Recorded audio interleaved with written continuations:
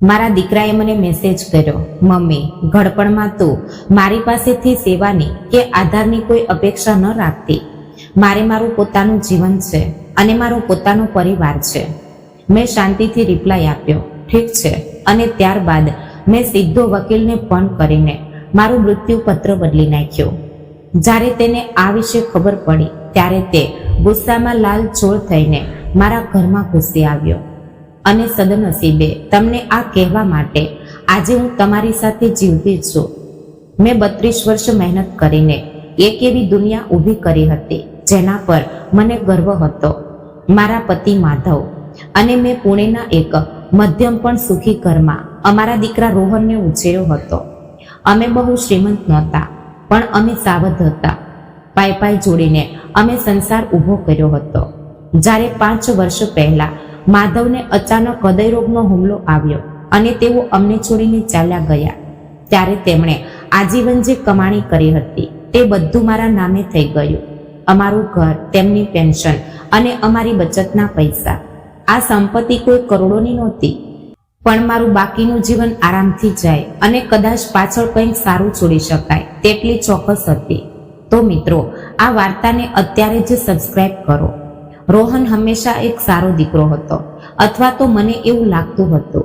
તે મને નિયમિત ફોન કરતો, તહેવારોમાં મળવા આવતો, સાથે તેની પત્ની સીમા અને તેમના 2 બાળકો પણ આવતા. રવિવારે બપોરનું જમવાનું અમે સાથે લેતા, જન્મ દિવસો ઉજવતા. હું પણ તેમને બને તેટલી મદદ કરતી, ક્યારેક પુત્રોને સાચવવાના હોય કે પછી આર્થિક મદદ. જ્યારે તેમના ઘરનું રિનોવેશન કરવાનું હતું કે સીમાની ગાડી બગડી ગઈ હતી, ત્યારે મેં જ પૈસાનું પાકીટ ખોલ્યું હતું. હું માત્ર એક દાદી હતી કે મારો ઉપયોગ કરવામાં આવતો હતો. આ પ્રશ્ન ત્યારે મને ક્યારેય થયો નહોતો, પણ સંબંધમાં પડેલી તિરાડ 6 મહિના પહેલા પડી. રોહનનો ફોન આવ્યો. તેનો અવાજ તણાવમાં હતો. તેને 5 લાખ રૂપિયાની જરૂર હતી.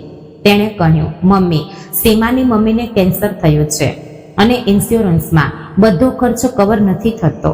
મેં ક્ષણનો પણ વિચાર કર્યો નહીં અને બીજા જ દિવસે પૈસા ટ્રાન્સફર કરી દીધા.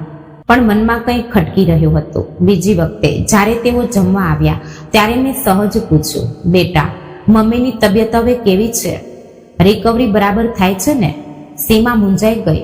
રિકવરી શેમાંથી? તેણે આશ્ચર્યથી પૂછ્યું. રોહને તરત જ વચ્ચે ઝંપલાવ્યું, અરે, મમ્મીને કદાચ ગેરસમજ થઈ છે. તે તો ફક્ત એક નાની તપાસ હતી, પણ નુકસાન થઈ ગયું હતું. મેં તેની આંખોમાં એ જૂઠ સ્પષ્ટ જોયું હતું. તે દિવસથી હું બારીકાઈથી ધ્યાન આપવા લાગી, ખરેખર બારીકાઈથી.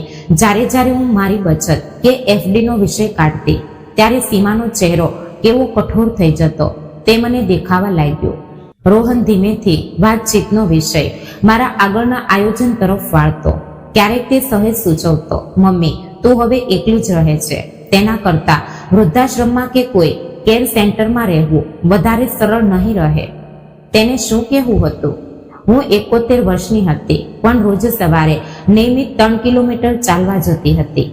પોતાનું રસોઈકામ જાતે કરતી હતી. તેને કેમ એવું લાગતું હતું કે મને મદદની જરૂર છે? અને પછી એ દિવસ આવ્યો જેણે બધું જ બદલી નાખ્યું.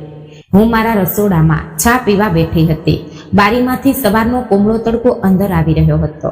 આ એ જ બારી હતી જે માધવ રાવે ખાસ તેમની પસંદગી મુજબ બનાવી હતી. દિવાલ પર તેમનો હસતો ફોટો હતો, જેને હું રોજ સવારે તાજા ફૂલ ચડાવતી હતી.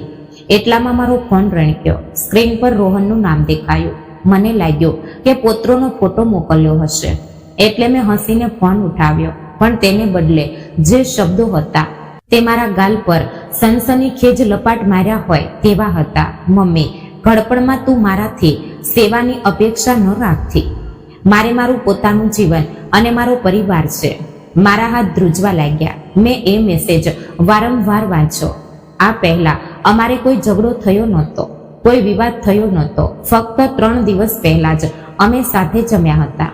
તો અચાનક આ શું થયું કે આ ઝેર કેટલાય દિવસોથી તેના મનમાં ઉકળી રહ્યું હતું અને મીઠા હાસ્ય તથા તહેવારોની મુલાકાતો પાછળ છુપાયેલું હતું. હું ત્યાં લગભગ 1 કલાક સુધી સુન્ન થઈને બેસી રહી. ચા ક્યારની ઠંડી થઈ ગઈ હતી. આના પર હું શું જવાબ આપવાની હતી? કરગરવાની હતી કે હું તમારા પર બોજ નહીં બનું એમ કહીને માફી માંગવાની હતી. મેં એક ઊંડો શ્વાસ લીધો અને પીઠ ટટાર કરી. માધવ હંમેશા કહેતા, સુમિત્રા, સંકટમાં નમવું નહીં. મેં ફોન હાથમાં લીધો અને ફક્ત 2 શબ્દ ટાઈપ કર્યા, ઠીક છે. બસ તેનાથી વધુ કંઈ નહીં. મેં સેન્ડ બટન દબાવ્યું અને ફોન બાજુ પર મૂકી દીધો. છાતી ધડકતી હતી પણ હાથ હવે સ્થિર હતા. જો દીકરાએ સંબંધોમાં રેખા દોરવી હોય તો હું તે રેખાનો આદર કરીશ, પણ આદર બંને બાજુથી હોવો જોઈએ, ખરું ને? તે જ બપોરે મેં મારા વકીલ એડવોકેટ સાવંતને ફોન કર્યો. માધવના ગયા પછી તેમણે જ અમારું વિલ અને સંપત્તિનું કામ જોયું હતું. વકીલ સાહેબ, તેઓ ફોન ઉપાડતા જ બોલ્યા, મારે મારું મૃત્યુપત્ર બદલવું છે. આ અઠવાડિયે સમય મળશે? ચોક્કસ સુમિત્રા કાકી, બધું ઠીક છે ને? બધું એકદમ સ્પષ્ટ છે, મેં ઉત્તર આપ્યો. અને ખરેખર કેટલાય વર્ષો પછી મને મારું ભવિષ્ય સ્પષ્ટ દેખાઈ રહ્યું હતું. હું કોઈનો રિટાયરમેન્ટ પ્લાન કે કોઈની લોટરી બનાવવાની નહોતી. જો રોહનને તેનું જીવન અને પરિવાર મહત્વનો હતો તો મને પણ મારો વારસો અને સ્વાભિમાન જાળવવાનો અધિકાર હતો. પછીના 2 દિવસ મેં વિચાર કર્યો, મેં જે કંઈ કમાણી કરી છે તેનો સાચો હકદાર કોણ? જવાબ મને અપેક્ષા કરતા વહેલો મળી ગયો. મેં કેટલીક સંસ્થાઓની માહિતી કાઢી, કેટલીક નોંધ કરી. ગુરુવારે સવારે જ્યારે મેં વકીલ સાવંતની ઓફિસમાં પગ મૂક્યો ત્યારે મને પાકી ખબર હતી કે મારે શું કરવું છે, પણ મને એ ખબર નહોતી કે વર્ષોથી બંધ પડેલા એક જૂના જોઈન્ટ એકાઉન્ટને કારણે રોહનને મારી બેંકના મેસેજ જતા હતા. મને એ પણ ખબર નહોતી કે તે મેસેજ નિયમિત ચેક કરતો હતો. મને એની પણ કલ્પના નહોતી કે સાવંત એસોસિએટ્સ વકીલની ફી એવો મેસેજ તેને ગયો હશે. અને મેં શું કર્યું છે તે સમજાયા પછી તે કઈ હદ સુધી જશે. સાવંત સાથેની મીટિંગ કલાકમાં પૂરી થઈ. તેમણે મને કોઈ પ્રશ્ન પૂછ્યો નહીં કે મારા નિર્ણય પર શંકા ન કરી. તેમણે ફક્ત શાંતિથી સાંભળ્યું અને આવતા અઠવાડિયે નવા દસ્તાવેજો સહી માટે તૈયાર રાખવાનું વચન આપ્યું. પણ તોફાન હજી આવવાનું બાકી હતું. વકીલ સાવંતની ઓફિસમાંથી બહાર નીકળે ત્યારે મને કેટલાય મહિનાઓ પછી મન પરથી બોજ ઉતરી ગયો હોય તેવું હળવું લાગતું હતું. સ્વાતંત્ર્ય એટલે ખરેખર આ જ હોય છે. મૃત્યુ પછી પણ આપણું શું થવું જોઈએ તે નક્કી કરવાનો અધિકાર હોવો એટલે સ્વતંત્રતા. હું ગાડી ચલાવીને ઘર તરફ નીકળી. એ જ ઓળખીતા રસ્તા, એ જ બગીચો જ્યાં બાળપણમાં હું રોહનને હિસકો નાખતી હતી. એ જ ખૂણા પરનું આઈસ્ક્રીમ પાર્લર જ્યાં તેના 10મા ધોરણના રિઝલ્ટનો અમે આનંદ મનાવ્યો હતો. આજે એ યાદોએ મને તકલીફ ન આપી, તે માત્ર અસ્તિત્વમાં હતી. આજની વાસ્તવિકતાથી અલગ. માણસો બદલાય છે, સંબંધો બદલાય છે. ક્યારેક તે મજબૂત થાય છે તો ક્યારેક આપણને સમજાય છે કે જે પાયા પર આપણે સંબંધ ઊભો કર્યો છે તે પાયો જ કાચો હતો. ઘરે પહોંચીને મેં જમવાનું બનાવ્યું અને ફરી મારા રોજિંદા ક્રમમાં વળવાનો પ્રયત્ન કર્યો. પણ મારું મન વારંવાર એ એક મેસેજની આસપાસ ઘૂમતું હતું. ધડપણમાં તું મારાથી સેવાની અપેક્ષા ન રાખતી. એ વાક્યની ક્રૂરતા હજી પણ મનને ડંકતી હતી. પણ એ દુઃખી થયેલી લાગણીઓની નીચે હવે એક અલગ જ લાગણી જાગૃત થઈ રહી હતી. જિજ્ઞાસા. અચાનક એવું શું બન્યું? રોહનને શું જોઈએ છે? મેં મારી જૂની ડાયરી અને બેંકની પાસબુક કાઢી. નવેસરથી એક અલગ નજરે મેં હિસાબ તપાસવાનું શરૂ કર્યું. એ 5 લાખની રકમ સીમાની મમ્મીની બીમારી માટે, 2 વર્ષ પહેલા તેમની ફેમિલી ટ્રીપ માટે આપેલા 2 લાખ નહીં, રોહને તેને ઇમરજન્સી ફંડ એવું નામ આપ્યું હતું. ક્યારેક 50,000, ક્યારેક 1 લાખ. આ રકમ નાની હતી એટલે મેં ક્યારેય પ્રશ્ન નહોતો પૂછ્યો કે ક્યારે તેનો સરવાળો પણ નહોતો કર્યો. પણ હવે જ્યારે મેં એ બધા આંકડા એક કાગળ પર ઉતાર્યા ત્યારે આંખ સામે સ્પષ્ટ ચિત્ર ઊભું થયું. છેલ્લા 4 વર્ષમાં મેં તેમને 35 થી 40 લાખ રૂપિયા આપ્યા હતા. તેમણે જે કારણ જણાવ્યું તેના માટે જ આ પૈસા વપરાયા હતા કે હું જ તેમના મોજ શોખના જીવનને ઈંધણ પૂરું પાડતી હતી અને તેઓ મારા જવાના એટલે કે મોટા જેકપોટની રાહ જોતા હતા. એટલામાં મારો ફોન રણક્યો. સ્ક્રીન પર રોહનનું નામ ઝબક્યું. મારા પેટમાં ફાળ પડી. મેં 2-3 રિંગ વાગવા દીધી અને પછી ફોન ઉપાડ્યો. Hello mummy. તેનો અવાજ ગંભીર અને તણાવપૂર્ણ હતો. આપણે વાત કરવી છે. શેના વિશે બેટા? મેં મારો અવાજ જાણી જોઈને શાંત અને હંમેશા જેવો રાખ્યો. તારી અને વકીલની મીટિંગ વિશે. શું ચાલી રહ્યું છે આ બધું? તેને ખબર પડી ગઈ હતી. પેલા જૂના જોઈન્ટ એકાઉન્ટ વિશે હું સાવ ભૂલી જ ગઈ હતી. માધવ બીમાર પડ્યા ત્યારે ઇમરજન્સીમાં રોહન પૈસા ઉપાડી શકે એટલે અમે તે શરૂ કર્યું હતું. માધવના ગયા પછી તે બંધ કરવાનું રહી ગયું હતું. મારી બેદરકારી, પણ આ ભૂલ હું ફરી કરવાની નહોતી. કંઈ નહીં બેટા, બસ દસ્તાવેજો અપડેટ કરતી હતી. મેં સહજતાથી કહ્યું, હંમેશનું એસ્ટેટ પ્લાનિંગ, બીજું કંઈ નહીં. કંઈ નહીં? અરે મમ્મી, મારી સાથે ચર્ચા કર્યા વગર તું તારું મૃત્યુપત્ર કેવી રીતે બદલી શકે? મારી છાતીમાં કંઈ ઠંડુગાર પડી ગયું હોય તેમ લાગ્યું. કેમ ન કરી શકો? તે મારું મૃત્યુપત્ર છે રોહન, મારી સંપત્તિ છે. મને યોગ્ય લાગશે તેમ હું તેની વહેંચણી કરીશ. અરે પણ મેં તારા માટે આટલું બધું કર્યા પછી, આટલો સમય સંભાળ લીધા પછી મારી સંભાળ? મને હસવું આવી ગયું. રોહન, હું એકલી રહું છું. મારું ઘર, મારી આર્થિક વ્યવહાર અને મારું જીવન હું પોતે સંભાળું છું. તે ચોક્કસ શેની સંભાળ લીધી છે તે તને ખબર છે? મારું શું કહેવું છે તે? હું તારો દીકરો છું, આપણે પરિવાર છીએ. હા, હું શાંતિથી બોલી. તું મારો દીકરો છે, પણ પરિવાર પોતાની માને એવા મેસેજ નથી મોકલતા કે ઘડપણમાં મારાથી સેવાની અપેક્ષા રાખતી નહીં. ફોન પર ભયાનક શાંતિ છવાઈ ગઈ. પછી તે બોલ્યો, હું ગુસ્સામાં હતો. મારે એવું નહોતું કહેવું, પણ તારે એવું જ કહેવું હતું. મેં તેને વચ્ચે જ અટકાવ્યો. અને હું તારી ઈચ્છાનો આદર કરું છું. તારું પોતાનું જીવન છે, મારું પણ પોતાનું છે. મમ્મી, આવું ન કર, આવી મૂર્ખાઈ ન કર. મૂર્ખાઈ? તેણે મને મૂર્ખ કહી. મેં આંખો મીચી અને મનમાં 5 સુધી આંકડા ગણ્યા. મારે ફોન રાખવો પડશે રોહન, મારે એક કામ છે. મમ્મી સાંભળ. મેં ફોન કટ કરી દીધો. મારા હાથ ધ્રુજી રહ્યા હતા, પણ આ વખતે ડરથી નહીં, પણ ગુસ્સાથી. એ અહેસાસથી કે જે દીકરાને મેં ઉછેર્યો, જેના પર જીવ ઓવારી દીધો, એ જ દીકરો કેટલાય વર્ષોથી મારો ઉપયોગ કરી રહ્યો હતો. તેના માટે હું માત્ર હૃદયના ધબકારા ધરાવતી એક બેંક હતી. મારે હવે એક પાકા આયોજનની જરૂર હતી. માત્ર મૃત્યુપત્ર બદલવાથી કામ ચાલવાનું નહોતું. મારે પોતાને અને મારી સંપત્તિને સુરક્ષિત કરવાની હતી.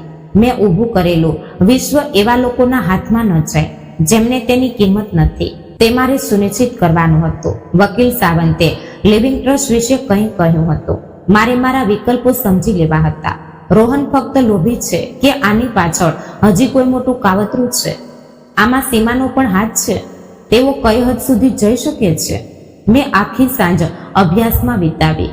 વરિષ્ઠ નાગરિકોની આર્થિક છેતરપિંડી, વારસાના હકના કાયદા, કોર્ટ કચેરી, ઇન્ટરનેટ પરની વાતો વાંચીને રૂવાડા ઊભા થઈ ગયા. સંતાનો પોતાના જ મા બાપના પૈસા હડપવા માટે સહીઓની બનાવટ કરે છે. પ્રસંગોપાત તેમને વહેલા મરણના દ્વારે ધકેલી દે છે. મારો પોતાનો દીકરો આવું કરી શકશે? મારે વિશ્વાસ નહોતો કરવો, પણ પેલો મેસેજ મારા ફોનમાં પુરાવા તરીકે જીવતો હતો. તેણે તેનું સાચું રૂપ બતાવ્યું હતું અને હવે તેના પર વિશ્વાસ કરવો જ મારો છૂટકો હતો. મધ્યરાત્રિ સુધીમાં મારા મગજમાં યોજના તૈયાર હતી. હું દરેક વસ્તુનો રેકોર્ડ રાખવાની હતી, પુરાવા જમા કરવાની હતી. રોહનને તેનું અલગ જીવન જોઈએ છે, ઠીક છે, પણ તે મારા પૈસાના જોડે નહીં હોય. બીજા દિવસે સવારે હું ફરી એક નવા ઉત્સાહ સાથે સાવંતની ઓફિસમાં હાજર થઈ. મારે એક ટ્રસ્ટ સ્થાપિત કરવું છે, મેં તેમને સ્પષ્ટ કહ્યું, અને મારી મુખ્ય સંપત્તિ મારે તરત જ એ ટ્રસ્ટના નામે કરવી છે. સાવંત ખુરશીમાં પાછળ નમ્યા. ચશ્માની ઉપરથી તેમણે મારી સામે જોયું. સુમિત્રા કાકી, આ બહુ મોટો નિર્ણય છે. એકવાર સંપત્તિ ટ્રસ્ટમાં ગઈ પછી તેને પાછી મેળવવી કે બદલાવી સરળ હોતી નથી. તમારો વિચાર પાકો છે? હું 71 વર્ષની છું વકીલ સાહેબ. મારી પેન્શન ચાલુ છે, બેંકમાં ફિક્સ ડિપોઝિટ છે અને સેવિંગ ખાતામાં એટલા પૈસા છે કે આગામી કેટલાય વર્ષો સુધી રાજાની જેમ જીવી શકું છું.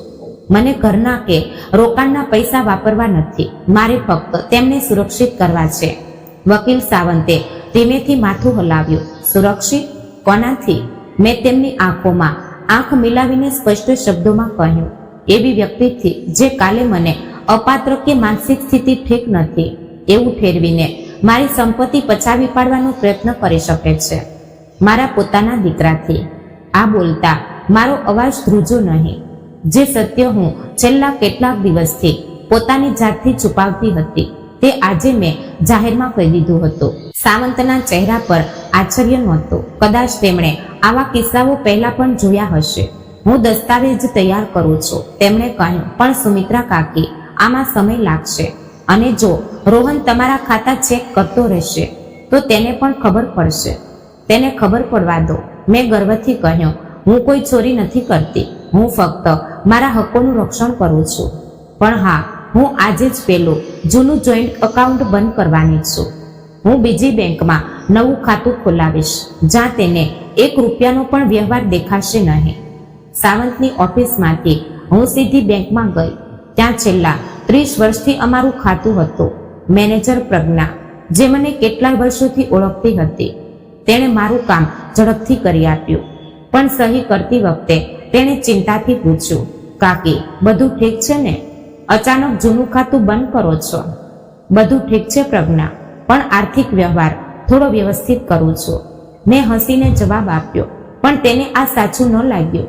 તે તેના ચહેરા પરથી દેખાતું હતું. તે અઠવાડિયાના ગુરુવાર સુધીમાં ટ્રસ્ટના દસ્તાવેજો તૈયાર થઈ ગયા. સુમિત્રા માધવ સાઠે ચેરિટેબલ ટ્રસ્ટ હવે મારા ઘર, રોકાણ અને બચતનો માલિક હોવાનું હતું. ફક્ત રોજના ખર્ચ માટે જોઈતા પૈસા સિવાય બધું જ હવે લોક થવાનું હતું. આ ટ્રસ્ટના લાભાર્થીઓ મેં ખૂબ વિચારીને પસંદ કર્યા હતા. જરૂરિયાતમંદ હોશિયાર બાળકો માટે શિષ્યવૃત્તિ, પ્રાણી સેવા સંસ્થા, જ્યાંથી અમે અમારો કૂતરો મોતી લાવ્યા હતા, એક કેન્સર હોસ્પિટલ, અને મારી ભત્રીજી સ્નેહલ, જે કોઈ પણ અપેક્ષા વગર હંમેશા મારા સંપર્કમાં રહેતી હતી. આ કાગળ પર રોહનનું નામ ક્યાંય નહોતું. મેં સાક્ષીઓની હાજરીમાં સહીઓ કરી. સાવંતે હસ્તધૂનન કર્યું. કાકી, આ ટ્રાન્સફર થવામાં 1 અઠવાડિયું લાગશે. ત્યારબાદ આ સંપત્તિ સંપૂર્ણપણે સુરક્ષિત થઈ જશે. ટ્રસ્ટ તોડ્યા વગર આમાં ફેરફાર થઈ શકશે નહીં. મને મંજૂર છે, મેં કહ્યું. તે દિવસે સાંજે રોહનનો ફોન આવ્યો. મેં ઉપાડ્યો નહીં. તેણે સતત 3 વાર ફોન કર્યો. 5મી વખતે મેં ફોન ઉપાડ્યો. ક્યાં હોય છે તું? તેનો અવાજ ચિંતા અને ગુસ્સાથી ભરેલો હતો. હું ક્યારનો ટ્રાય કરું છું, હું કામમાં હતી. મેં શાંતિથી જવાબ આપ્યો. શું થયું રોહન? શું થયું? મમ્મી, તારું બેંક એકાઉન્ટ દેખાતું નથી. હું ચેક કરતો હતો તો ત્યાં એકાઉન્ટ ડઝ નોટ એક્ઝિટ એવો મેસેજ આવે છે. એટલે કે તે મારા પર સતત નજર રાખી રહ્યો હતો. આ સાંભળીને મને કોઈએ લાફો માર્યો હોય તેવું લાગ્યું. મેં તે બંધ કરી દીધું. મેં સીધું જ કહી દીધું, મારે હવે મારા વ્યવહાર મારી રીતે રાખવા છે. બંધ કરી દીધું? મમ્મી, નક્કી શું ચાલી રહ્યું છે? પહેલા વકીલ, હવે બેંક એકાઉન્ટ. તને સારું નથી લાગતું? કોઈ બીમારી વગેરે થઈ છે? તેના અવાજમાં રહેલી ચિંતા અઠવાડિયા પહેલા હોત તો કદાચ હું ભાવુક થઈ ગઈ હોત. પણ હવે મને એ ચિંતા પાછળ ફક્ત એક જ વસ્તુ દેખાતી હતી, ડર. પોતાની વારસા હકની રકમ હાથમાંથી નીકળી જવાનો ડર. હું એકદમ ઠીક છું રોહન. હું ફક્ત મારું ભવિષ્ય સુરક્ષિત કરું છું. જવાબદાર માણસો આ જ કરે છે. સુરક્ષિત? અરે તું ગાંડી થઈ ગઈ છે કે શું? નક્કી કોઈએ તારા કાન ભર્યા છે? કોઈએ મારા વિશે કંઈ કહ્યું છે? તારા વિશે કોઈએ કંઈ જ નથી કહ્યું. ફક્ત તે જ કહ્યું છે. મેં યાદ અપાવ્યું. ઘડપણમાં મારાથી સેવાની અપેક્ષા રાખતી નહીં. મારે મારું જીવન છે. યાદ આવ્યું? સામેથી શાંતિ છવાઈ ગઈ. પછી તે કાલાવાલા કરવા લાગ્યો. મમ્મી, અરે હું ત્યારે ટ્રસ્ટમાં હતો. મારે એવું નહોતું કહેવું, પણ તારે એવું જ કહેવું હતું. મેં તેને અટકાવ્યો. અને હું તારી બાઉન્ડ્રીઝનો આદર કરું છું. તને મારી જવાબદારી નથી જોઈતી ને? ઠીક છે, પણ પછી તેના ફાયદા પણ તને મળશે નહીં. ફાયદા? શું બોલે છે તું? શુભ રાત્રિ રોહન. મેં ફોન કટ કરી દીધો. મારા હાથ હવે ધ્રુજતા નહોતા. હૃદયના ધબકારા વધ્યા નહોતા. ઉલટું 71 વર્ષના જીવનમાં પહેલીવાર મેં પોતાની જાતને પ્રાધાન્ય આપ્યું હતું, અને તે પાણીની બહાર આવીને મોકળો શ્વાસ લીધો હોય તેવું લાગતું હતું. 2 દિવસ પછી શનિવારે સવારે હું આંગણામાં છોડને પાણી પાઈ રહી હતી. અચાનક દરવાજે એક ગાડી જોરથી આવીને ઊભી રહી. દરવાજો જોરથી પછડાયો. ગુસ્સામાં વ્યક્તિ પડતા ડગલા મારી દિશામાં આવ્યા. હું પાઇપ નીચે મૂકવા જતી હતી. ત્યાં જ રોહન ગેટ ખોલીને અંદર ઘૂસ્યો. તેનો ચહેરો ગુસ્સાથી લાલચોળ હતો. આ શું માંડ્યું છે તે બૂમ પાડ્યો. મેં પાણીનો પાઇપ નળમાં લગાવ્યો અને શાંતિથી તેની સામે જોયું. અવાજ નીચો રાખ રોહન, પાડોશીઓ સાંભળશે. મને પડોશીઓની પડી નથી. મેં હમણાં જ બેંકમાં વાત કરી છે. તેમણે કહ્યું કે તે લગભગ બધી જ રકમ ટ્રાન્સફર કરી દીધી છે. ક્યાં ગઈ એ બધી રકમ? એક ટ્રસ્ટમાં. અને તે તારો વિષય નથી? મારો વિષય નથી? તે મારા પર ઘસી આવ્યો હોય તેમ આગળ વધ્યો. તે પૈસા મારા છે, હકના છે. મારા પપ્પાએ આખી જિંદગી આના માટે જ મહેનત કરી હતી. પપ્પાએ આખી જિંદગી અમારા માટે મહેનત કરી હતી, અમારા સંસાર માટે. મેં તેને સુધાર્યા. તેઓ હવે હયાત નથી અને તે પૈસા હવે મારા છે. મને ગમશે તેમ હું તેનો વિનિયોગ કરીશ. તું એવું ન કરી શકે.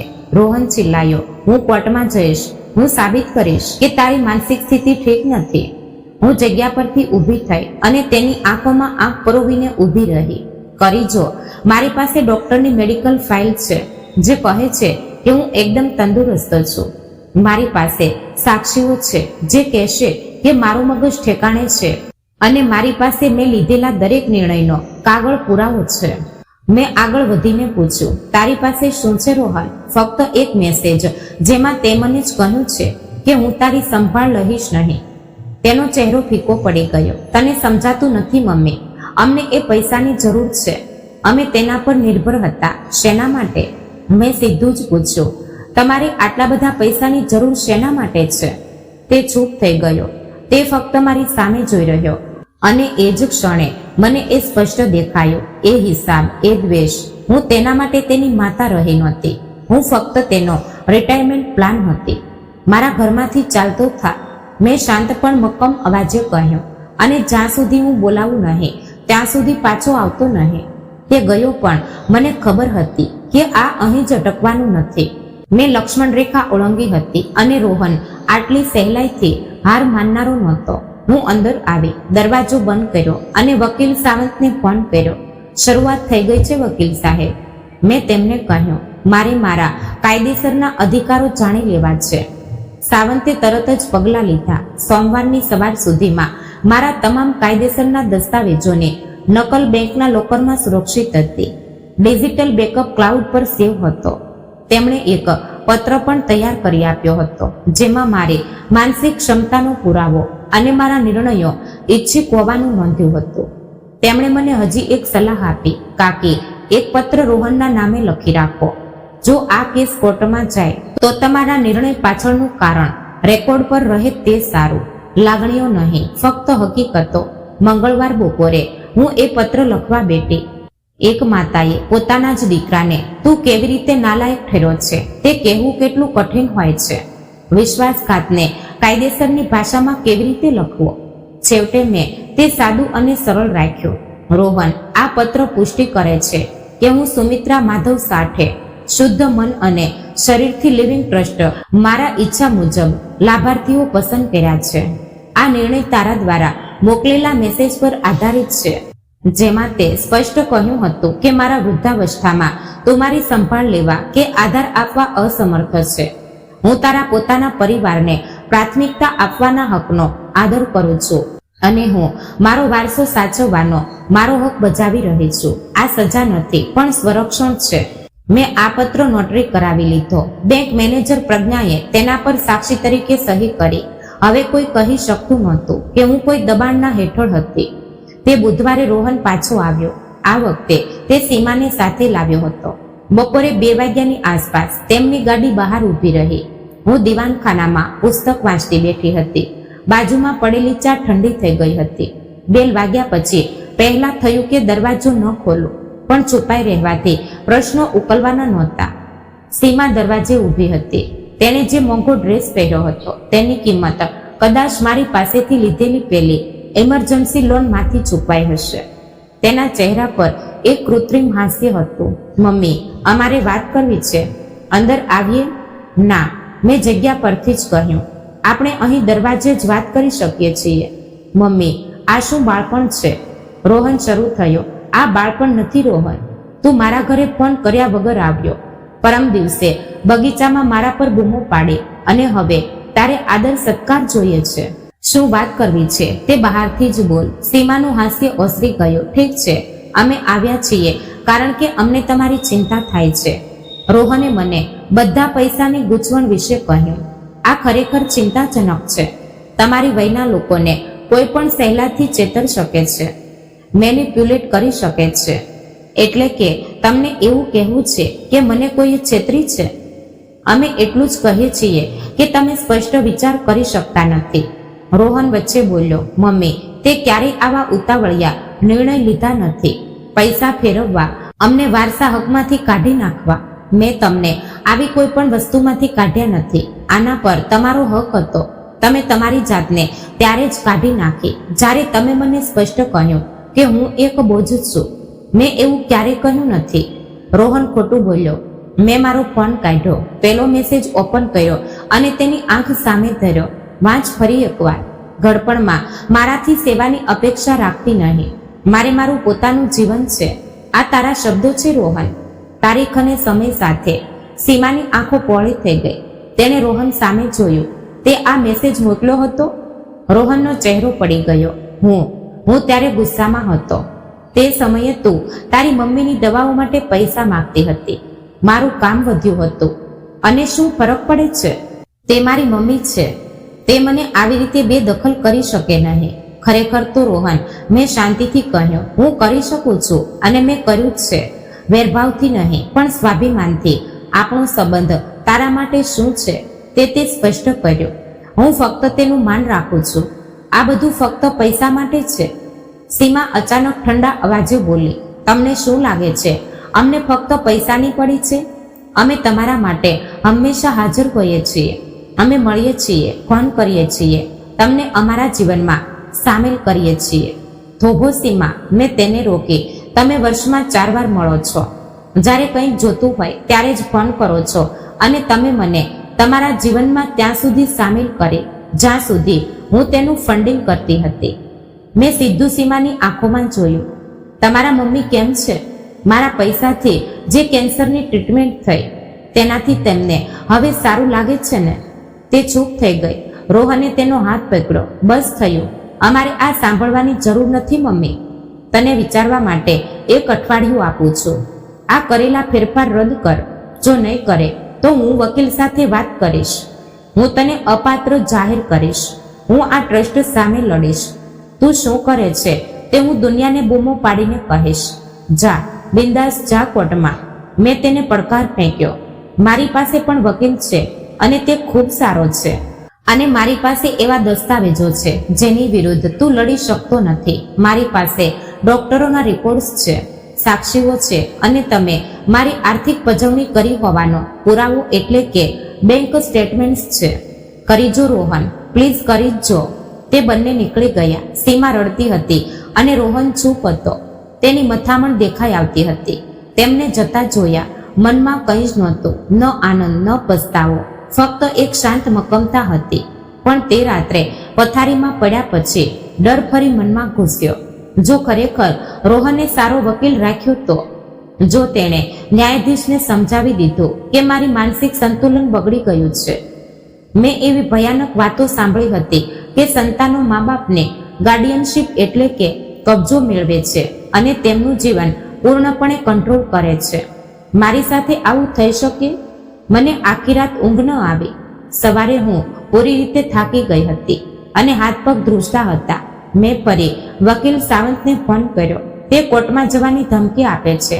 મેં ગભરાતા કહ્યું, વકીલ સાહેબ, તે ખરેખર આવું કરી શકે? તે પ્રયત્ન કરી શકે છે. સાવંતે સાવચેતીથી કહ્યું, પણ સુમિત્રા કાકી, તમારી પાસે એક એવી વસ્તુ છે જે મોટાભાગના લોકો પાસે નથી હોતી, પૂર્વ તૈયારી.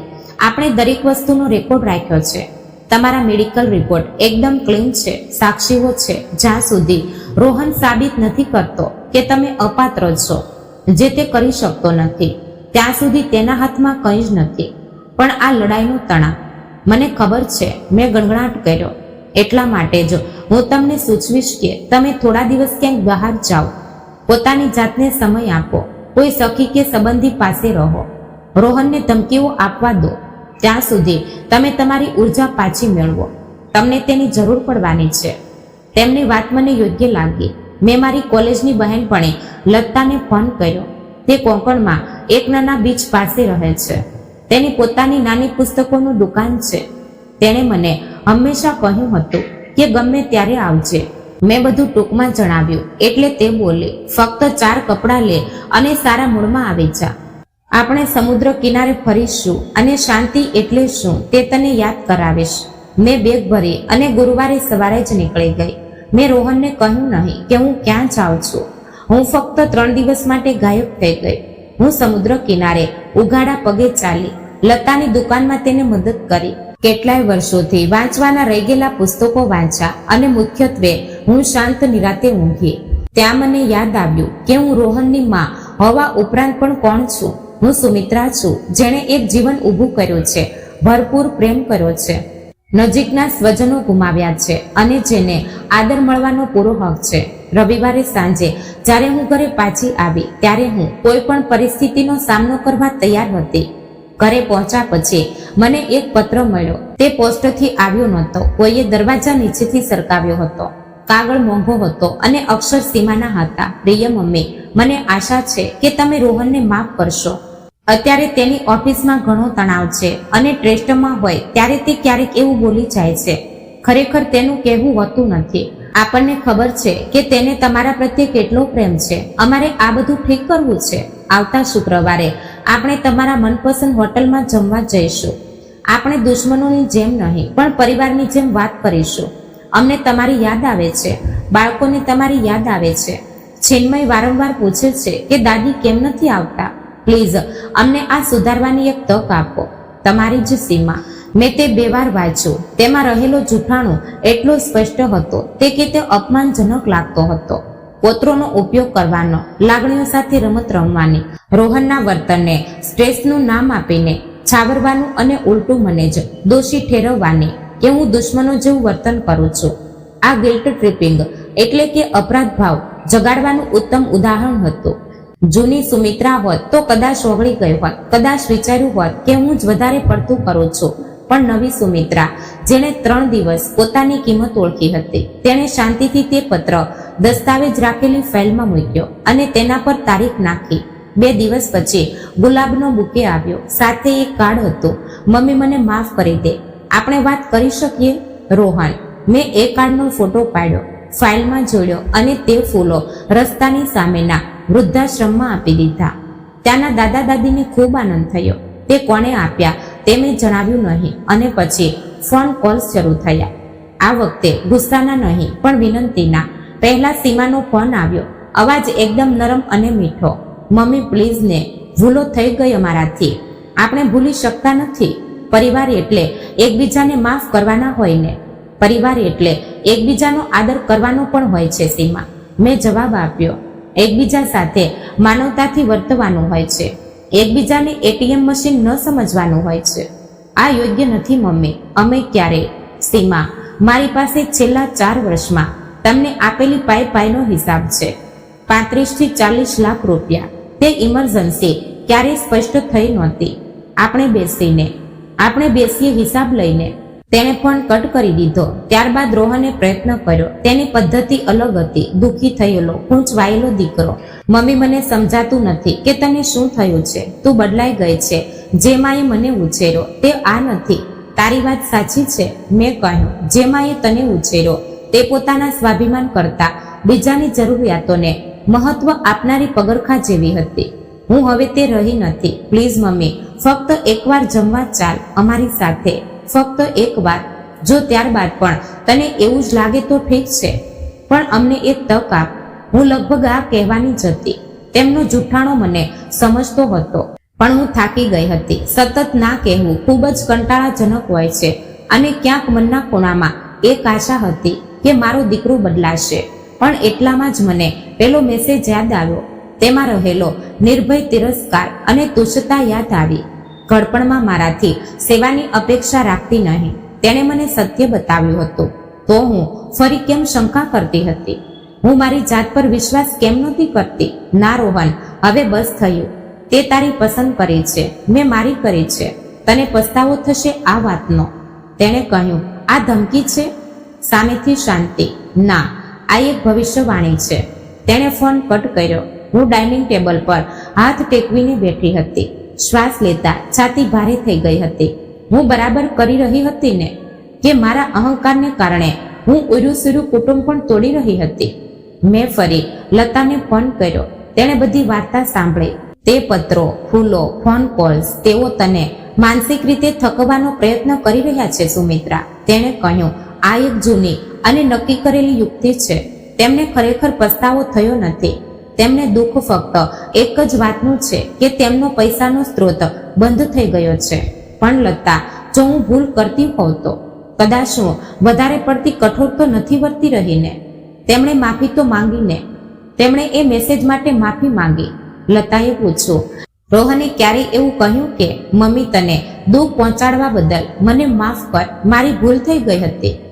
કે તે ફક્ત હું ટ્રેસ્ટમાં હતો એટલે જ બોલ્યો? મેં વિચાર કર્યો, લતાની વાત સાચી હતી. ના, મેં ધીમેથી કહ્યું, તેમણે મારી પ્રતિક્રિયા માટે માફી માંગી, પોતાના કૃત્ય માટે નહીં. તો તને તારો જવાબ મળી ગયો. લતા સાચી હતી, પણ મારે ફક્ત તેના આધારની જરૂર નહોતી. મારે માણસોની જરૂર હતી. મારે મારી જાતને યાદ અપાવવું હતું કે રોહન અને સીમા એ જ મારું એકમાત્ર કુટુંબ નથી. મેં ફરીથી મારા ભજન મંડળમાં જવાનું શરૂ કર્યું, જે માધવ ગયા પછી મેં બંધ કર્યું હતું. હું મારી જૂની બહેનપણીઓને મળી, જેમની મેં અવગણના કરી હતી. મેં મારી ભત્રીજી સ્નેહલને ફોન કર્યો અને આજે હું અહીં છું. તે જ મધ્યમ પણ સુખી ઘરમાં, તે જ બારી પાસે બેસીને આ વાર્તા કહી રહી છું. રોહને ફરીથી કોર્ટમાં જવાની વાત કરી નથી. કદાચ તેને સમજાઈ ગયું છે કે તેની પાસે કોઈ કેસ નથી. તે ક્યારેક ફોન કરે છે, પણ હવે તેના અવાજમાં સત્તા નથી હોતી, ફક્ત અપેક્ષા હોય છે. હું તેના ફોન ઉપાડું છું, તેની સાથે વાત કરું છું, પોત્રોના સમાચાર લઉં છું, પણ મેં મારી લક્ષ્મણ રેખા ભૂસી નથી. સ્વાભિમાન અને અહંકાર વચ્ચે એક પાતળી રેખા હોય છે, પણ જ્યારે તમારા પોતાના જ તમને બોજ સમજવા લાગે ત્યારે તે રેખા દોરવી અનિવાર્ય બની જાય છે. મેં મારા 32 વર્ષના સંસારને ઠુકરાવ્યો નથી. મેં ફક્ત મારા બાકીના વર્ષોમાં માથું ઊંચું રાખીને જીવવાનો નિર્ણય લીધો છે, અને તે નિર્ણય લેવા માટે મને રોહનનો આભાર માનવો જોઈએ, કારણ કે તેના એ મેસેજે મને મુક્ત કરી દીધી. તે પછીના જ વીકેન્ડમાં તે મુંબઈથી ગાડી ચલાવીને આવી અને મને જમવા માટે બહાર લઈ ગઈ. સ્નેહલે બધું શાંતિથી સાંભળી લીધું. તે 28 વર્ષની હતી. ઉંમરમાં મારા કરતા રોહનથી વધુ નજીક હતી, પણ તેની સમજણ ખૂબ ઊંડી હતી. સુમિત્રા માસી, તે બોલી, કેટલાક લોકો ફક્ત લેનારા જ હોય છે. તેમના માટે સંબંધો એટલે આપલે નહીં, પણ માત્ર વ્યવહાર હોય છે. રોહન દાદા અને સીમા ભાભી પણ એવા જ દેખાય છે. પણ તું તો મારો દીકરો છે ને? મેં ધીમેથી બડબડાટ કર્યો. ખબર છે મને, અને એટલે જ આ વધારે તકલીફદાયક છે. પણ માસી, પોતાની રક્ષા કરવી એ કંઈ ખોટું નથી. તેના આધારે મને બળ મળ્યું. દરેક મુલાકાત, દરેક સત્સંગ, દરેક ચર્ચા મને કહી રહી હતી કે હું એકલી નથી, હું પાગલ નથી, અને પોતાના માટે મર્યાદા નક્કી કરવી એ કંઈ ખરાબ માણસ હોવાની નિશાની નથી. બીજા અઠવાડિયાના અંતે રોહન અને સીમાના ફોન આવવાના બંધ થઈ ગયા. તે શાંતિ સુખદાયક હતી, પણ સાથે જ અસ્વસ્થ કરનારી પણ હતી. તે શું પ્લાન કરી રહ્યા હશે? વકીલો સાથે વાત કરી રહ્યા હશે? તેમણે મારો નિર્ણય સ્વીકારી લીધો હશે તેવી આશા રાખવી એ મારી ભૂલ હતી. હું લતા પાસેથી પરત આવ્યાના 3 અઠવાડિયા પછી એક રવિવારે સવારે તેઓ આવી પહોંચ્યા. હું નાસ્તો કરી રહી હતી, ત્યાં જ બહાર ગાડી થોભવાનો અવાજ આવ્યો. પાછળથી રોહન અને સીમાનો અવાજ, અને સાથે જ નાના બાળકોનો ઉત્સાહ. મારા પુત્ર પુત્રી, તેઓ મારા બાળકોને લઈને આવ્યા હતા. બેલ વાગે તે પહેલા જ મેં દરવાજો ખોલ્યો. 6 વર્ષનો ચિન્મય દોડીને આગળ આવ્યો. દાદી, અમે તમારા માટે બિસ્કિટ લાવ્યા છીએ. મમ્મી કહેતી હતી કે તને સારું નથી. મારા કાળજામાં ફાળ પડી. મેં તેને ભેટી લીધું. તેનો નાના બાળકોનો વિશિષ્ટ સુગંધ, પાવડર અને ચોકલેટનો શ્વાસ ભરી લીધો. ચિન્મયની નાની બહેન 4 વર્ષની સિયા લાજતી આગળ આવી અને તેણે પણ મને મીઠી કરી. તેના માથા પરથી મેં પેલા બંનેની આંખોમાં જોયું. તે હસ્યો, પણ તે હસવું માત્ર હોઠ સુધી જ સીમિત હતું. અમે તમને સરપ્રાઈઝ આપવાનું નક્કી કર્યું, સીમા ઉત્સાહથી બોલી. આજે હવા કેટલી સરસ છે.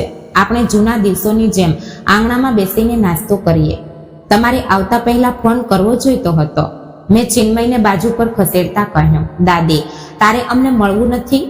ચિન્મયનો અવાજ ગૂંચવાયેલો અને દુભાયેલો હતો. હવે આ પ્રશ્નનો હું શું જવાબ આપવાની હતી કે હા બેટા, મારે તને મળવું છે, પણ તારા મમ્મી પપ્પાએ તને એક મોહરો તરીકે વાપર્યો છે કે તમારા પર મારો જીવ છે, પણ તમારા માતા પિતાએ સંબંધોમાં ઝેર ઘોળ્યું છે.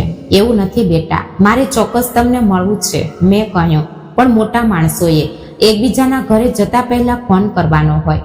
અમે ફોન કર્યો હતો, રોહને કહ્યું. તે ઉપાડ્યો નહીં, કારણ કે મારે મારી મનઃશાંતિ જાળવવી હતી, એટલે મેં તેનો ફોન ઉપાડ્યો નહોતો. ચાલો ને મમ્મી, અમને અંદર આવવા દો. બાળકો દાદી સાથે રહેવા કેટલા આતુર છે જુઓ. તેનો ટોન હળવો હતો, પણ તેની પાછળની ધમકી સ્પષ્ટ હતી. જો તું અમને નકારીશ તો તું આ બાળકોને પણ નકારે છે. હું બાજુ પર ખસી ગઈ. મારી પાસે શું પર્યાય હતો? તેઓ હોલમાં ગોઠવાયા. બાળકો ફ્લોર પર બેસીને ચિત્રો દોરવા લાગ્યા. રોહન અને સીમા સોફા પર એવી રીતે બેઠા જાણે તેઓ જ ઘરના માલિક હોય.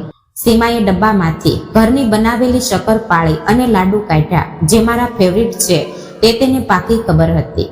રોહન ઘરના વખાણ કરવા લાગ્યો. મમ્મી, તે ઘર કેટલું સરસ રાખ્યું છે.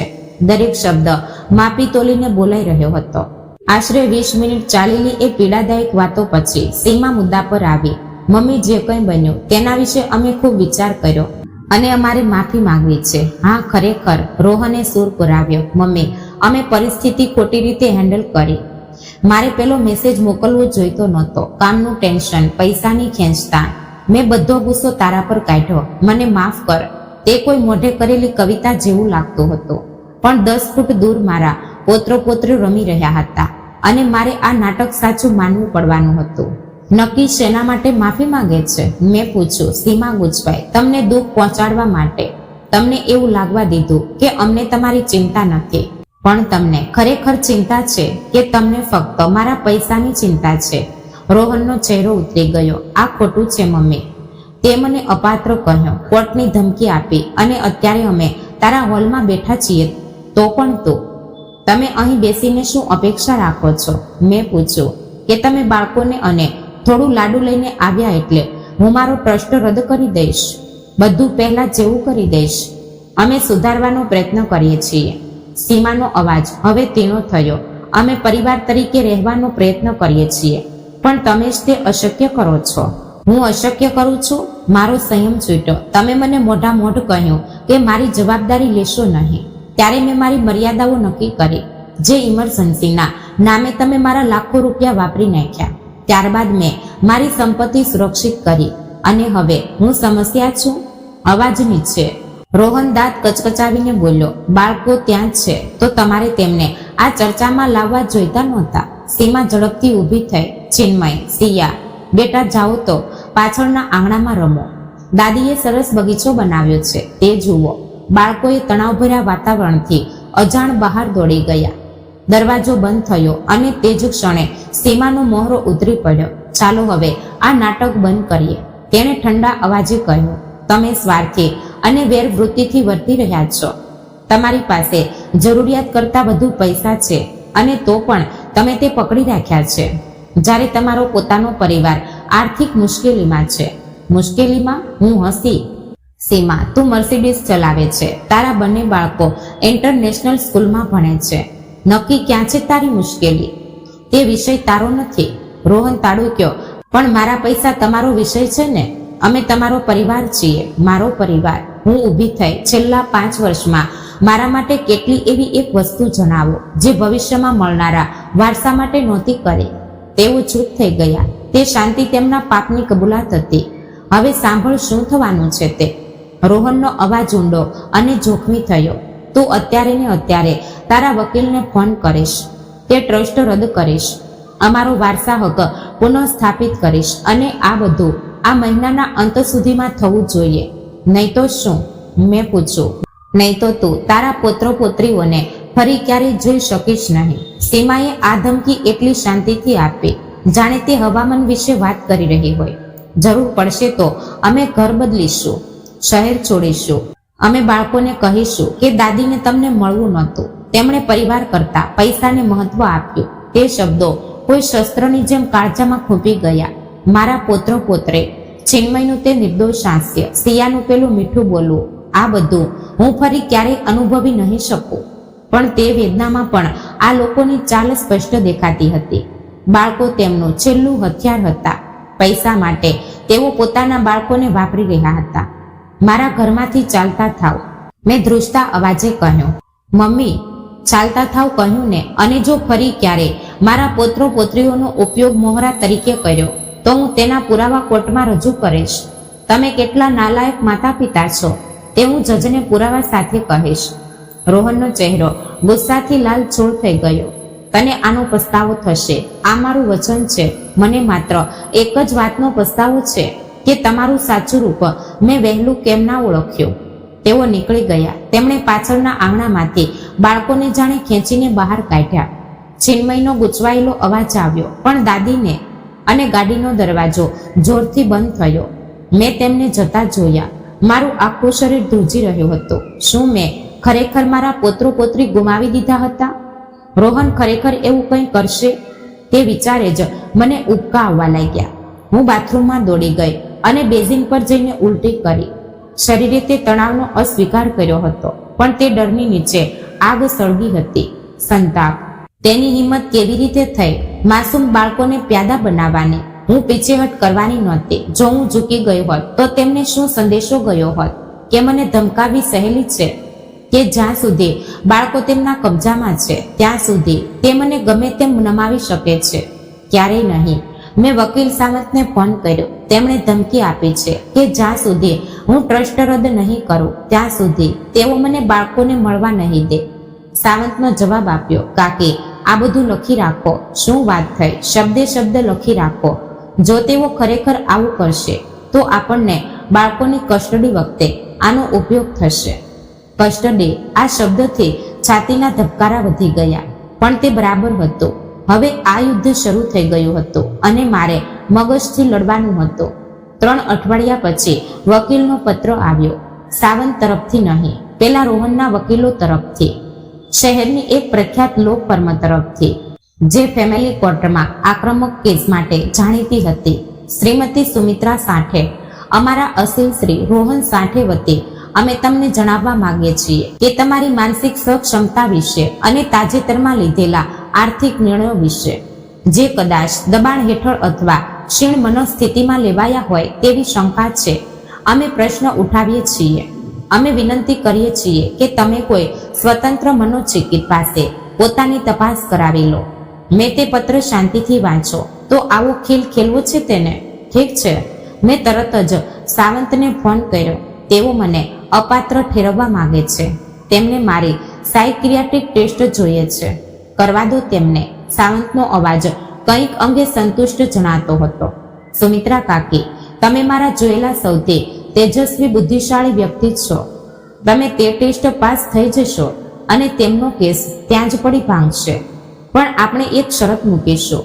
ડોક્ટરોના પેનલની પસંદગી આપણે કરીશું અથવા કોર્ટે મંજૂર કરેલી યાદીમાંથી કરીશું. કંટ્રોલ આપણા હાથમાં રહેવો જોઈએ. અઠવાડિયામાં જ હું ડોક્ટર પલ્લવી દેસાઈની સામે બેઠી હતી. તેઓ સિનિયર સિટીઝન્સના કેસમાં નિષ્ણાંત હતા. તેઓ અત્યંત પ્રોફેશનલ હતા. તેમને ચેતરવા કે ઇમોશનલ કરવા શક્ય નહોતું. 3 કલાક તેમણે મારો ઇન્ટરવ્યૂ લીધો. મારું બાળપણ, શિક્ષણ, આર્થિક નિર્ણયો, રોહન સાથેનો સંબંધ. તેમણે મને કોયડા ઉકેલવા આપ્યા. મેમરી ટેસ્ટ લીધી. મારા ફેમિલી ડોક્ટર સાથે ચર્ચા કરી. સાજણી પૂરી થયા પછી ડોક્ટર દેસાઈએ કેટલીક નોંધ કરી અને સીધું મારી આંખોમાં જોઈને બોલ્યા, સુમિત્રા કાકી, હું મારો સત્તાવાર રિપોર્ટ કોર્ટમાં રજૂ કરીશ જ, પણ હું તમને અત્યારે જ કહી શકું છું, તમારી સ્મૃતિભ્રંશ કે માનસિક ક્ષમતામાં ખામી હોવાના કોઈ જ લક્ષણો નથી. તેઓ થોડા આગળ નમ્યા અને ધીમે અવાજે બોલ્યા, તમારા નિર્ણયો કદાચ તમારા દીકરાની દ્રષ્ટિએ વિચિત્ર હશે, પણ તે સંપૂર્ણપણે તર્કસંગત છે. અને ઓફ ધ રેકોર્ડ કહું તો મેં આવા કિસ્સાઓ પહેલા પણ જોયા છે.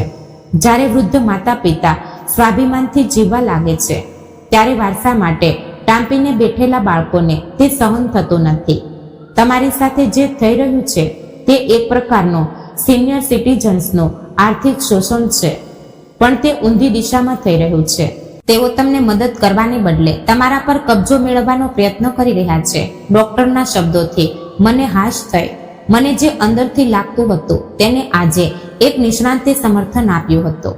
15 નવેમ્બરે સુનાવણીની તારીખ નક્કી થઈ. કોર્ટનું વાતાવરણ ગંભીર હતું. જૂના લાકડા અને કાગળોની એક વિશિષ્ટ સુગંધ ત્યાં ભરેલી હતી. એક બાજુ રોહન અને સીમા તેમના વકીલો સાથે બેઠા હતા. તે વકીલ મોંઘો કોટ પહેરીને આવ્યો હતો, પણ તેની નજર ધૂળતો હતી. તેણે મારી સામે જોયું જ નહીં. બીજી બાજુ હું અને વકીલ સાવંત બેઠા હતા. મેં મારી સાડી વ્યવસ્થિત કરી હતી, વાળ સરખા કર્યા હતા અને મારા હાથ સ્થિર હતા. રોહનના વકીલે શરૂઆત કરી. તેમણે મારું ચિત્ર એક દુઃખી, એકાકી અને વૃદ્ધ વિધવા જેવું ઊભું કર્યું, જે કોઈના પ્રભાવમાં આવીને ખોટા આર્થિક નિર્ણયો લઈ રહી છે. તેમણે એવું સૂચવ્યું કે વકીલ સાવંતે મને ગેરમાર્ગે દોરી છે અથવા મને અલ્ઝાઇમરની શરૂઆત થઈ છે. પછી ડોક્ટર પલ્લવી દેસાઈ સાક્ષી આપવા ઊભા રહ્યા. માત્ર 15 મિનિટમાં તેમણે સામેવાળાનો કેસ ધ્વસ્ત કરી નાખ્યો. મારા રિપોર્ટ મુજબ તેમણે જજ સામે જોઈને કહ્યું, શ્રીમતી સુમિત્રા સાઠેની માનસિક સ્થિતિ તેમની ઉંમરના અન્ય લોકો કરતાં ઘણી ઉત્તમ છે. તેઓ પોતાનું ઘર ચલાવે છે, પોતાની કાળજી રાખે છે, સામાજિક કાર્યોમાં સક્રિય છે. તેમના નિર્ણયો માનસિક બીમારીમાંથી નહીં, પણ કૌટુંબિક મતભેદોમાંથી આવ્યા છે અને તે લેવા માટે તેઓ સંપૂર્ણપણે સમર્થ છે. રોહનનો વકીલ ગૂંચવાયો, પણ મેડમ, એક માતાએ પોતાના એકના એક દીકરાને આવી રીતે વારસામાંથી બેદખલ કરવો એ અસામાન્ય નથી? અસામાન્ય હોઈ શકે, પણ ગેરકાયદેસર કે પાગલપણું તો ચોક્કસ નથી. ડોક્ટરે સચોટ જવાબ આપ્યો. તેમના નિર્ણય પાછળ સ્પષ્ટ કારણો છે. જજ, જે પોતે એક 70 વર્ષના મહિલા હતા, તેમણે ચશ્મામાંથી રોહન તરફ જોયું. મિસ્ટર રોહન, તમે તમારી માતાને આ મેસેજ કેમ મોકલ્યો હતો? તેમણે તે મેસેજ મોટેથી વાંચી સંભળાવ્યો. ઘડપણમાં તું મારી પાસે સેવાની અપેક્ષા રાખીશ નહીં. મારી પોતાની જિંદગી છે. રોહનનો ચહેરો પડી ગયો. તે થોથવાવા લાગ્યો. તે હું ગુસ્સામાં હતો. તેઓ પૈસા વિશે પૂછતા હતા. એટલે તમે પૈસા માટે ગુસ્સામાં હતા અને હવે માતાએ તેના પૈસા તેની મરજીથી વાપર્યા એટલે પણ તમે જ ગુસ્સામાં છો? જજે પૂછ્યું. તમને એવું લાગે છે કે તેણે તમારી કાળજી લેવી જોઈએ નહીં, પણ તેણે પૈસા માત્ર તમને જ આપવા જોઈએ એવું તમારું કહેવું છે? એવું નથી, મને તો એવું જ દેખાય છે. જજે મને પૂછ્યું, શ્રીમતી સાઠે તમારા પર કોઈએ દબાણ કર્યું છે? ના મેડમ. તમને પરિણામની કલ્પના છે? સંપૂર્ણપણે. તમારે તમારા નિર્ણયમાં કોઈ ફેરફાર કરવો છે? ના મેડમ. જજે હથોડી પછાડી નહીં, પણ તેમનો અવાજ રજ જેવો ગૂંજો. અપાત્રતાની અરજી ફગાવી દેવામાં આવે છે. શ્રીમતી સાઠે સંપૂર્ણપણે સુદૃઢ છે અને તેમને પોતાની સંપત્તિ ગમે તેમ વાપરવાનો પૂરો અધિકાર છે. Case dismiss. રોહનના વકીલે કાગળો સંકેલ્યા. સીમાના ચહેરાનો રંગ ઉડી ગયો હતો, પણ રોહન, તે મારી સામે કેવળ તિરસ્કારથી જોઈ રહ્યો હતો. અમે કોર્ટમાંથી બહાર નીકળ્યા ત્યારે કોરિડોરમાં તેણે મારો હાથ પકડ્યો. આ અહીં પૂરું નથી થયું. વકીલ સાવંત તરત જ અમારી વચ્ચે આવ્યા. મિસ્ટર રોહન, હાથ છોડો. આ ઉત્પીડનનો ગુનો બની શકે છે. રોહને મારો હાથ છોડ્યો, પણ તે મારા કાન પાસે આવીને બોલ્યો, તે બહુ મોટી ભૂલ કરી છે મમ્મી. જ્યારે તું વૃદ્ધ થઈને પથારીવશ થઈશ ને એકલી પડી જઈશ, ત્યારે મારી પાસે રડતી આવતી નહીં. મેં તેની સામે જોયું, ખરેખર જોયું, અને મને ત્યાં મારો દીકરો દેખાયો જ નહીં. એક અજાણો માણસ દેખાયો. મેં મારો દીકરો નક્કી ક્યારે ગુમાવ્યો કે તે ક્યારે મારો હતો જ નહીં. રોહન, મેં શાંતિથી કહ્યું, હું એકલી નહીં પડું. મારી પાસે મિત્રો છે, સમાજ છે અને મુખ્ય એટલે સ્વાભિમાન છે. તારી પાસે લોક સિવાય બીજું શું છે? તે કશું જ બોલ્યા વગર નીકળી ગયો. હું જીતી ગઈ હતી, પણ મને વિજયનો આનંદ નહોતો થતો. અંદર એક ખાલીપો અનુભવાતો હતો. સાવંતે મારા ખભા પર હાથ મૂક્યો. તમે યોગ્ય જ કર્યું.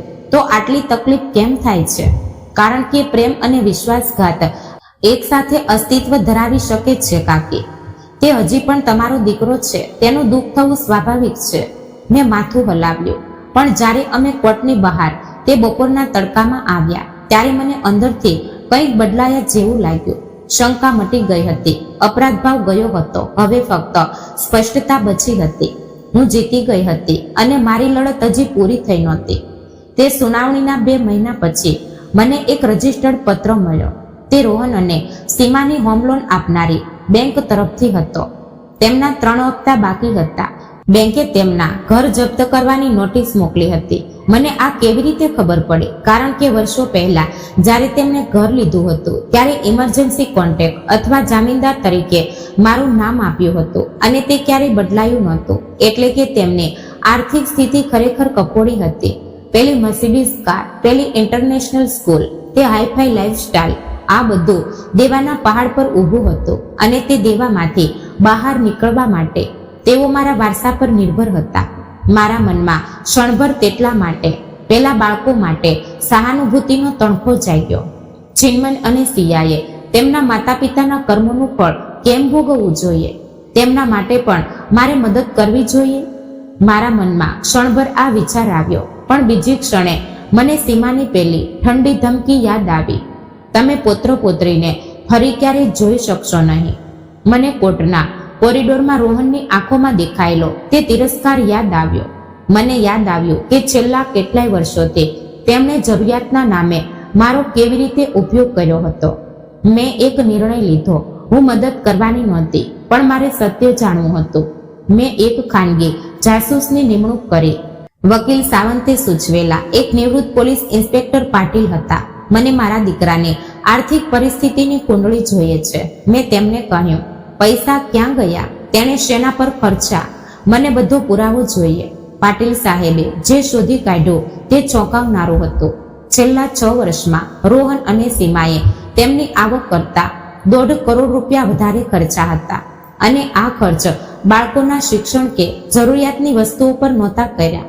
તે ખર્ચ થયો હતો યુરોપની ટ્રીપ્સ પર, મોંઘી ક્લબ મેમ્બરશીપ પર, સીમાની કોસ્મેટિક સર્જરી પર અને બ્રાન્ડેડ કપડાં પર. હવે આમાંનો સૌથી ભયાનક ભાગ એ હતો કે તેમણે આ દેવું મારા તરફથી મળનારા વારસાના ભરોસે ઉપાડ્યું હતું.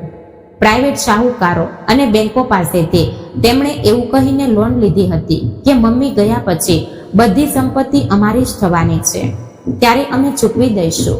તેમને એટલો વિશ્વાસ હતો કે હું મરી જઈશ અને બધું તેમને જ જશે. પાટીલ સાહેબને બીજી એક વસ્તુ મળે, ઈમેલ્સ. થોડા વર્ષો પહેલા રોહને એક વકીલ સાથે ચર્ચા કરી હતી. વિષય હતો, જો માતા પિતા જીદી હોય અને સંપત્તિ આપતા ન હોય તો વારસો વહેલો મેળવવા માટે કયા કાયદેસરના માર્ગો છે. ટૂંકમાં, હું વહેલી તકે મરી જાઉં અથવા બાજુ પર ખસી જાઉં તે માટે તે કાયદેસરની છટકબારીઓ શોધતો હતો. હું સાવંતની ઓફિસમાં બેસીને તે રિપોર્ટ વાંચતી હતી. મને ઉબકા આવતા હતા. તે આટલા વર્ષોથી આ પ્લાન કરતો હતો તેવું જ દેખાય છે. સાવંતે સાવધાનીપૂર્વક કહ્યું, સુમિત્રા કાકી, આપણી પાસે છેતરપિંડી અને સિનિયર સિટીઝન્સના આર્થિક શોષણનો પુરાવો છે. આપણે તેના પર પોલીસ કેસ કરી શકીએ છીએ. તમારે કરવો છે? મેં વિચાર કર્યો. મારા દીકરાને હાથમાં હથકડી લાગેલી અવસ્થામાં જોવો. મારા પુત્ર પુત્રીઓ પોતાના બાપને જેલમાં મળવા જાય, તે બદનામી, તે ચર્ચા. ના, મેં છેવટે કહ્યું, પોલીસ કેસ નથી કરવો, પણ મારે તેમને પણ કહેવું છે કે મને બધું ખબર છે. તેઓ હારી ગયા છે, તે તેમને સમજાવવું જોઈએ. સામંતની મદદથી મેં એક અંતિમ પત્ર તૈયાર કર્યો જે કુરિયર દ્વારા મંગળવારે સવારે રોહન પહોંચ્યો. રોહન અને સીમા, મારા હાથમાં તમારા આર્થિક વ્યવહારોની પૂરી કાચી ચિઠ્ઠી લાગી છે. તમે મારા નામે ભવિષ્યમાં મળનારી સંપત્તિના બદલામાં લીધેલી લોન, તમારો બેફામ ખર્ચ અને વારસો વહેલો મેળવવા માટે તમે વકીલો સાથે કરેલી ચર્ચા, આ બધું મને ખબર છે. સાથે જ મને પોત્ર પોત્રીથી તોડવાની તમારી ધમકીઓ અને મારો માનસિક ત્રાસ, આના પણ પુરાવા મારી પાસે છે. મારે એક વાત સ્પષ્ટ કરવી છે, હું તમને હવે કે ભવિષ્યમાં 1 રૂપિયાની પણ મદદ કરીશ નહીં. તમારા ઘરની જપ્તી એ તમારી સમસ્યા છે. તમારી લોન તમારી છે. તમારી આર્થિક પસંદગીઓના પરિણામ તમારે ભોગવવા પડશે. તો પણ હું નિષ્ઠુર નથી. આ પત્રો સાથે હું કેટલાક સારા આર્થિક સલાહકારોના નંબર મોકલી રહી છું જે તમને દેવામાંથી બહાર આવવા મદદ કરશે. સાથે જ ફેમિલી થેરેપીના નંબર પણ છે. મારી વસિયતમાં કોઈ ફેરફાર થશે નહીં. મારા મૃત્યુ પછી મારી સંપત્તિ ટ્રસ્ટ મુજબ જ વહેંચાશે. તમને કશું જ મળશે નહીં. હા, મારી એક છેલ્લી ઓફર છે. જો ક્યારેય તમને મનથી પસ્તાવો થાય, પૈસા માટે નહીં, પણ તમે મને આપેલા ત્રાસ માટે, અને જો તમારે આર્થિક અપેક્ષા રાખ્યા વગર પરસ્પર આદર પર આધારિત સંબંધ ફરી જોડવો હોય, તો મારા દરવાજા ખુલ્લા છે. મારા ચેકબુક માટે નહીં, પણ મારા હૃદય માટે. પણ તે નિર્ણય સંપૂર્ણપણે તમારો હશે. તમારી મમ્મી. તે પછી 3 અઠવાડિયા સુધી કંઈ જવાબ ન આવ્યો અને પછી એક શિયાળાની સાંજે મારા દરવાજે ટકોરા પડ્યા. મેં દરવાજો ખોલ્યો તો સામે ચિન્મય અને સિયા ઊભા હતા. તેમનો હાથ એક અજાણી સ્ત્રીએ પકડ્યો હતો. રસ્તા પર રોહનની ગાડી ઊભી હતી, પણ તે ગાડીમાંથી નીચે ઉતરો નહીં. પેલી સ્ત્રીએ પોતાની ઓળખાણ આપી. તે ફેમિલી કોર્ટ દ્વારા નિમાયેલી સુપરવાઇઝર હતી. તપાસમાં ખબર પડી કે રોહન અને સીમાનું ઘર બેંકે જપ્ત કર્યું હતું. તેમની પરિસ્થિતિ એટલી ખરાબ હતી કે તેમને હવે નાઈલાજે સીમાના પિયર જઈને રહેવું પડતું હતું. એક ભારતીય પુરુષ માટે આનાથી મોટી નામોશી શું હોઈ શકે? તેમની નાદાનીને કાર્યવાહીના ભાગરૂપે કોર્ટે આદેશ આપ્યો હતો કે દાદીને પોત્રો પોત્રીને મળવાનો અધિકાર છે. તેમણે આ પ્રેમથી નહોતું કર્યું, પણ કદાચ સાવંતે કોર્ટમાં મારા વતી દાદા દાદીના હક માટે અરજી દાખલ કરી હશે, એટલે આ બન્યું હતું.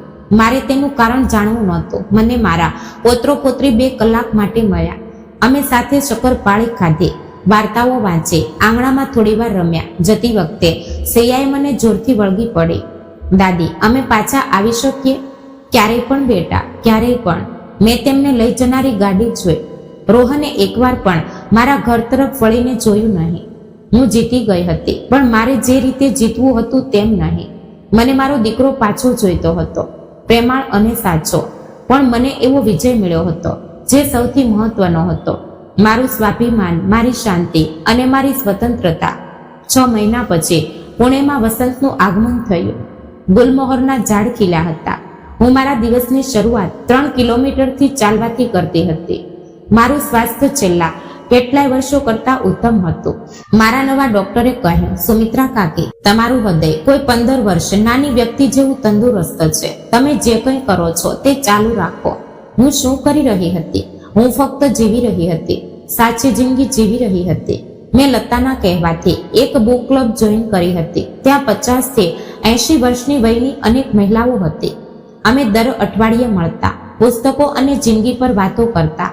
તેઓ હવે મારા નજીકના મિત્રો થઈ ગયા હતા. તેમનો આધાર મજબૂત હતો. મેં મારા ટ્રસ્ટ દ્વારા ચલાવવામાં આવતી કેન્સર હોસ્પિટલમાં વોલન્ટિયર તરીકે કામ કરવાનું શરૂ કર્યું. ત્યાં સારવાર લેતા નાના બાળકોને હું વાર્તાઓ વાંચી સંભળાવતી, તેમની સાથે રમતી અને તેમના ચિંતિત વાલીઓને હિંમત આપતી. આ કામથી મને જીવવાનો એક હેતુ મળ્યો. રોહન અને સીમાએ મારા કાળજામાં જે ખાલીપો ઊભો કર્યો હતો તે આ નાના બાળકોના પ્રેમથી ભરાવા લાગ્યો. માધવરાવના નામે શરૂ કરેલી સ્કોલરશીપનો ફાયદો 3 હોશિયાર વિદ્યાર્થીઓને મળ્યો. તેમણે મનથી લખેલા આભાર પત્રો વાંચીને મારી આંખોમાં હર્ષના આંસુ આવી જતા. આ હતો મારો સાચો વારસો. આ હતી મારી જીવતરની કમાણી. મારી ભાણી સ્નેહલ અને મારો સંબંધ હવે ખૂબ ગાઢ થયો હતો.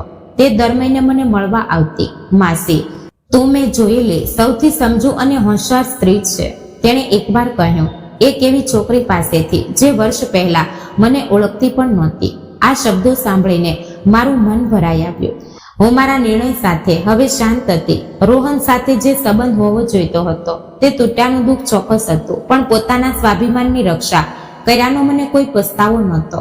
હું શીખી હતી કે કોઈને પ્રેમ કરવો એટલે તેમને તમારું શોષણ કરવા દેવું નહીં.